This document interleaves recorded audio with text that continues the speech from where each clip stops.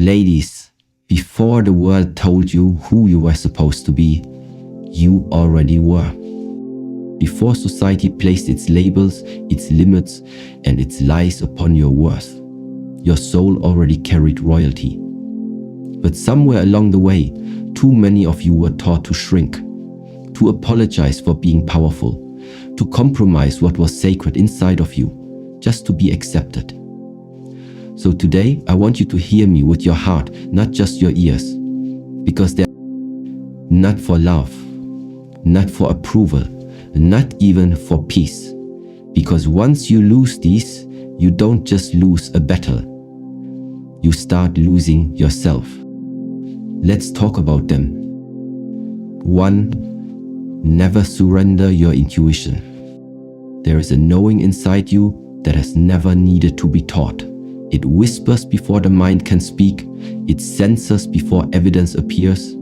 It is older than your name, wiser than your education, and more loyal to your truths than any voice outside of you. This is your intuition, sacred, sovereign, and divine. As a woman, it was gifted to you not as an accessory, but as armor. Not as a soft poetic sword, but as a built-in compass, forged through the struggles of your lineage and carried in the marrow of your bones. And yet, somehow, in this modern world, you were conditioned to ignore it. You were told that logic is superior, that data, facts, and confirmation matter more than a silent knowing, that if you cannot explain it, you must not trust it. How many times did your spirit whisper, "Leave," but you stayed? How many moments did your heart scream, "Something isn't right," but you smiled and played along? How many times did you feel a shift in the energy of a room, the look in someone's eyes, the tension behind their words, and still silence the alarm inside your chest? Let me tell you something real. Intuition does not come to prove, it comes to protect. It will not give you a 5-paragraph explanation. It will not always give you a why. It simply offers a nudge, a tightness in your stomach, a chill down your spine, a sudden heaviness you can't quite place. And that is enough. You don't need to explain why the energy feels wrong. You don't need permission to listen to what your soul already knows. Because every time you betray your intuition, you abandon the one voice that has never lied to you. Think back. How many heartbreaks, betrayals, disappointments, and wasted years could have been avoided if you had just trusted that first feeling, that initial spark of discomfort, the uneasy pause before the decision. There wasn't fear, there wasn't insecurity, there wasn't overthinker. And when you ignore her long enough, she grows quiet. Not because she's gone. And in that silence, you become vulnerable to things that were never meant for you. This world is loud. Everyone has an opinion. Friends, lovers, mentors, the media. Everybody wants to guide your life. But none of them live inside your body. None of them feel what you feel, carry what you carry, or dream what you dream. So why would you silence the only guide that truly knows you? You see, intuition isn't about paranoia. It's not about fear. It's about connection. The more connected you are to yourself, your breath, your body, your stillness, the louder your intuition becomes. When you slow down and listen, when you sit in solitude instead of seeking validation, you begin to hear the quiet wisdom that has always been there. The world may call it sensitivity, they may call it being too emotional or too intense, but don't let their labels become your limitations. What they see as excess is your exact brilliance. And you must protect this brilliance. Don't explain it. Don't apologize for it. Don't dilute it to make others feel more comfortable. If a situation, a person, or an opportunity doesn't feel aligned, you don't owe anyone an explanation for stepping away. Intuition doesn't always need proof. What it needs is obedience. What it needs is your trust, because when you honor your intuition, you are honoring your lineage, your healing, your power, your future. There is no amount of logic that can match the sacred clarity of a woman in tune with herself.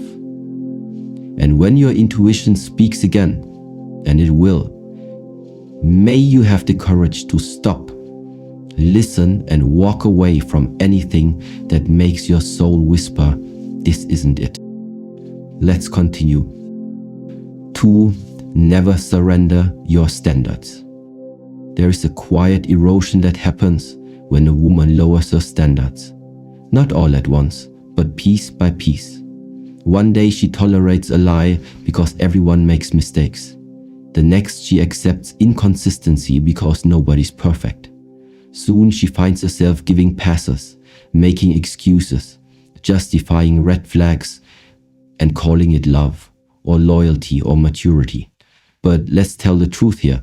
Every time you let something slide that cuts against your values, every time you allow someone to stay who disrespects your peace, every time you say it's okay when it clearly is not, you are not being kind, you're betraying yourself, you're not showing grace, you're teaching the world how to mistreat you. And the more lower your standards for others, the more you silence the voice that says, "I deserve more." You were not born to be someone's option, backup plan, or emotional punching bag. Your presence is a privilege, not a convenience. And your time, your love, your energy, they are not free samples for people to taste and toss. They are sacred offerings, and they must be earned. Your standards are not walls to keep people out, they are doors to let the right ones in. The ones who don't just tolerate your strength, but celebrate it. The ones who see your light and don't feel threatened by it. The ones who understand that your no is not an insult. It's a boundary, a declaration that you value yourself too much to settle for scraps. But here's the problem. Society has conditioned too many women to believe that having standards means being difficult, that asking for respect means being too much, that expecting effort, consistency, or communication means you're hard to love. So some women, out of fear of being alone, shrink. They water themselves down to become more palatable. They pretend they don't care when they're dying inside. They act like silence is peace when it's actually self-abandonment. And eventually they forget what they even stood for in the first place. But let me remind you, there is nothing wrong with expecting the same energy you give. There is nothing unreasonable about refusing to beg for bare minimum treatment. And there is absolutely nothing wrong with requiring that people rise to meet you where you stand. You don't have to compromise your standards to keep people from leaving. If someone walks away because you demanded respect, effort, and integrity, they were never meant to stay. The real ones won't be intimidated by your strength, they'll be inspired by it. And the more you start attracting people, opportunities, and environments that align with the version of you that is healed, whole, and no longer willing to negotiate with her peace. And yes, it can be lonely sometimes. Holding your standards in a world that rewards compromise can feel isolating. But that solitude is not a punishment, it's a purification. It's the sacred space where you get to detox from everything that was never meant for you in the first place. It's the season where you're being prepared for what's real, because what's real will not ask you to be less. It will not test your patience every week. It will not ignore your needs. What's real will feel safe, not stressful. It will feel consistent, not confusing. And it will feel like home, not a battlefield. So from this moment forward, let your standards be your shield. Let them filter out what's false. Let them guide you away from the temporary and toward the timeless. And don't ever apologize for raising the bar. The right ones will never ask you to lower it. The right ones will rise up to meet it. Now let's talk about another thing the world wants you to give up, but you must not. Your voice. 3. Never surrender your voice. There is something sacred about a woman who knows how to use her voice. Not to please, not to perform, but to proclaim. Your voice is not just a sound. It is your signature. It carries your convictions, your dreams, your fears, your truths. And yet from the time many of you were young, you were taught to shrink that power, to speak only when spoken to. You were praised for being agreeable. You were rewarded for being silent. Somewhere between girlhood and adulthood, the world conditioned you to believe that your voice was only valuable when it was soft, sweet, and small. But let me tell you something. Your voice was never meant to be a whisper. It was meant to echo through rooms where truth has been hiding. It was meant to cut through noise, to restore justice, to build boundaries, and to tell the world, this is who I am, and this is what I will no longer accept. Silence is not always noble. Sometimes it's survival. And survival isn't living, it's just enduring. When you hold your tongue to avoid conflict, when you're not in agreement just to keep the peace, when you say, I'm fine, with a heart full of rage, you aren't being strong, you're swallowing your truth. And the more you swallow, the more bitter it becomes. Unspoken pain turns into resentment, and unvoiced boundaries turn into broken hearts. The moment you silence your truth to make someone else comfortable, you teach yourself that your voice doesn't matter, that your story is important, that your discomfort is the price you must pay to be loved or accepted. But that is a lie, and it's one you don't have to keep living.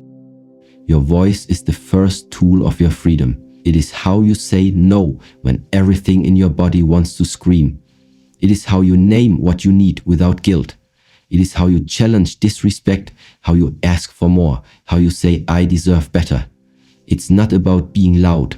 It's about being clear. You don't have to shout to be powerful. You don't need to win every argument. But you do need to stop abandoning your truth in rooms that expect you to be less than you are. You need to stop playing small to make others feel big. Because when you mute your voice to protect someone's ego, you destroy the foundation of your self-worth. And yes, it may be uncomfortable at first. Your hands might shake the first time you set a boundary. Your voice may crack the first time you say, that's not okay. People might label you as difficult. They might distance themselves. Let them, because what you lose in false approval, you gain in radical alignment. You begin to feel whole again. You begin to walk with a certain kind of peace that only comes from being honest. Do not underestimate the ripple effect of a woman who finds her voice. When one woman speaks her truth, she gives permission to others to do the same. Your voice becomes a torch in the dark for someone else who has been living in silence.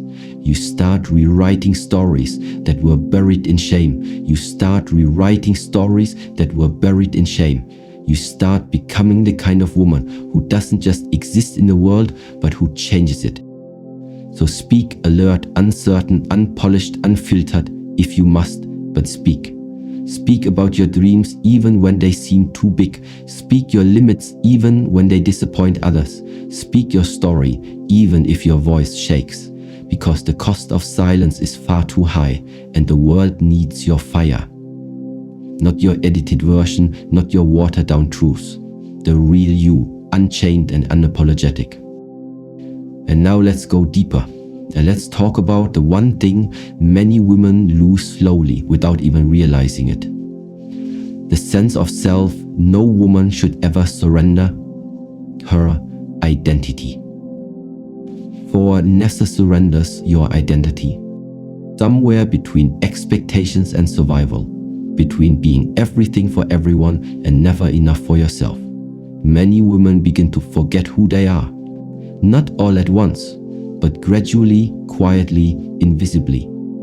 A piece here, a piece there. You adjust your layers because someone said it was too loud. You change your hairstyle because he liked it a different way. You stop talking about your dreams because the people around you didn't believe in them. And before you even realize it, you've become a stranger to your own reflection. That radiant, raw, unfiltered version of you. The one who danced without fear, who spoke without hesitation, who imagined life with open arms and a full heart. She becomes a memory. And in her place, stands a version built for acceptance, polished, palatable, edited, but never truly you. Let me say this plainly. You were not born to be a supporting character in someone else's script. You are not here to blend in. You are not a background prop in a world that thrives off conformity. Your identity, your quirks, your passions, your heritage, your pain, your strength is sacred. And sacred things should be protected, not sacrificed. The world will try to mold you. Culture will try to define you. Relationships will try to own you. But your soul was never designed to wear a mask, just to be loved. Because if love demands that you change the essence of who you are, it's not love. It's control dressed up as affection. And it starts subtly. The job that demands you dim your light to fit into a cold corporate box. The friendship that thrives only when you are small and agreeable. The partner who praises your beauty but fears your ambition. Each time you compromise your identity for the comfort of others, you chip away at your selfhood, and soon your life becomes a performance. You wake up wearing a smile that doesn't belong to you. You move through the day fulfilling roles instead of living truth. And late at night, you lie awake wondering why you feel so disconnected. It's because you've abandoned your original blueprint. But you can come home to yourself. You must come home to yourself. That version of you who loved freely, who believed wildly, who dreamed boldly. She's still in there. She's waiting for your permission to rise again. And it begins with small acts of rebellion. Saying no when you're expected to say yes. Dressing for your soul instead of someone's gaze. Creating art. Writing words. Living stories that reflect your narrative. Not one that was handed to you by tradition, trauma, or the need to be liked. Reclaiming your identity doesn't mean rejecting connection. It means creating relationships that respect who you truly are. It means drawing lines around your authenticity and saying, this is me, take it or leave it. But I will not edit myself for your comfort. You're not too loud, you're not too quiet, you're not too intense or too soft. You are just right for the life you were born to live. And if that means you walk alone for a while, so be it. Solitude in truth is far better than companionship in disguise. When a woman reclaims her identity, she becomes unstoppable. Not because she has something to prove, but because she has nothing left to hide. She becomes magnetic, not for what she pretends to be, but for the deep, grounded power of being fully herself. She doesn't chase validation, she doesn't seek approval, she doesn't water down her ideas, her culture, her fire. She walks into every room, carrying the weight of her story with pride. And whether the room applauds or recoils is no longer her concern. Because your identity is not negotiable, not for love, not for belonging, not for peace. The moment you sacrifice who you are to keep someone beside you, you lose both them and yourself. And one day you wake up and realize the worst kind of loneliness is not being without others. It's being disconnected from your own soul. But you don't have to live that way. You can return, you can remember, you can rebuild. And once you do, once you stand firmly in your name, your nature, your truth, there's only one more thing you must protect to remain whole: your peace. 5.